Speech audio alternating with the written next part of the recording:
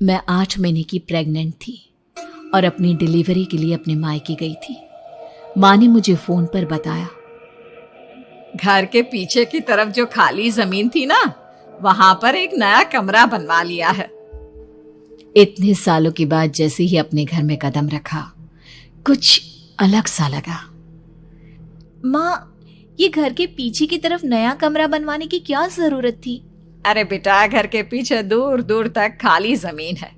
तेरे पापा को कई दिनों से लग रहा था कि यहाँ पर एक कमरा बनवा लेंगे तो ताजा हवा मिल जाया करेगी। अब तो ये सब छोड़ और चल जल्दी से दूध पी ले। माँ, मैं थोड़ी देर में पी लूंगी, आप सो जाओ। मैंने दूध का गिलास उठाकर उस खिड़की में रख दिया। पता नहीं कब आंख लग गई। अचानक से खिड़की के पल्लों के खड़कने की तेज आवाज आई। दूध का गिलास धड़ाम से जमीन पर आ गिरा। जमीन पर गिरते ही दूध का रंग लाल हो चुका था। मैंने खिड़की से झांक कर बाहर देखा। चारों तरफ धुप अंधेरा था। उस अंधेरे की तरफ से कुछ आवाजें आ रही थी, जैसे छोटे बच्चे आपस में खिलखिलाकर मस्ती कर रहे हो।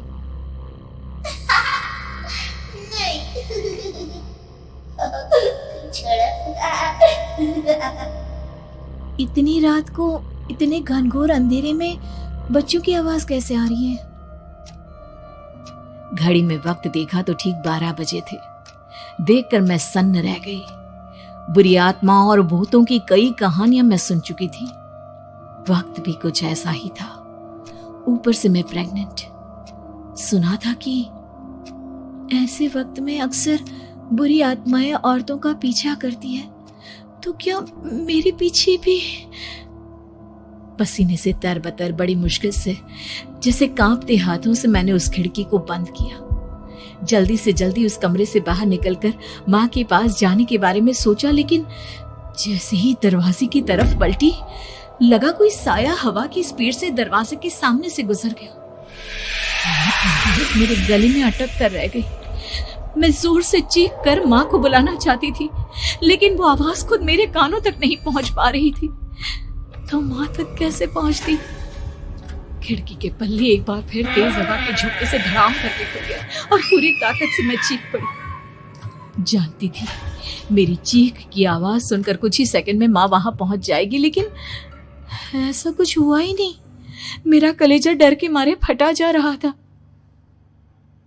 आखिर माँ ने मेरी आवाज क्यों नहीं सुनी? इतनी गहरी नींद में तो माँ कभी नहीं सोती। ठीक पीछे खुली हुई वो खिड़की। मुझ में इतनी ताकत नहीं बची थी कि मैं पलटकर उस तरफ देख भी सकूं। हवा का एक सनसनाता हुआ झोंका उसी वक्त मेरे कानों से आकर टकराया। लगा जैसे किसी ने दबी हुई आवाज में धीरे से मुझसे कहा, चली जाओ यहां से। मैंने दोनों हाथ अपने कानों पर रख लिए और एक बार फिर ताकत लगाकर जोर से चीखने की कोशिश की। माँ! पापा!